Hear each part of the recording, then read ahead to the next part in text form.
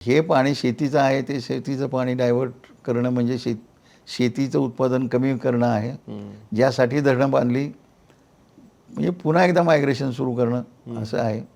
आणि त्यामुळं आणि पुण्याचं वगैरे पिण्याच्या पाण्याचा काय प्रश्न आहे, असं पुण्यासारख्या शहरांच्या बाबतीतला प्रश्न आहे. पुणे आहे, सांगली आहे, असे काही मोठी शहरं आहेत, औरंगाबाद आहे, नगर आहे, ही मोठमोठी शहरं आहेत. तर त्या तऱ्हेनं त्या शहरांच्या पिण्याच्या पाण्याचं प्रेशर एवढं आहे की धरणाचं पाणी शेतीला देता यायची अवघड झाली आता.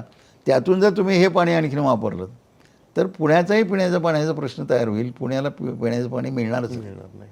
आणि रायगड जिल्ह्यामध्ये आणि ठाणे जिल्ह्यामध्ये सुद्धा आता आपण बघतो की दरवर्षी काय त्या 2-3 ते तलाव आहेत त्याच्या बाबतीत आता सुद्धा बातम्या यायला लागल्यात की मुंबईला पाणी कमी पडणार आहे. बरोबर. मग तिथे सुद्धा ते स्टोरेज टँक्स आहेत, म्हणजे pump house pump storage projects आहेत.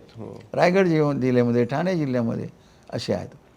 म्हणजे मला हे मग सरकारचं कळतच नाही आहे की जगातले सगळे वीज निर्मितीचे पर्याय हे आता संपलेले आहेत. असं आणखी मग आपल्या माणसांना कमी पाणी मिळालं तरी चालेल, परंतु वीज मात्र निर्माण झाली पाहिजे, असा त्याचा अर्थ होतो.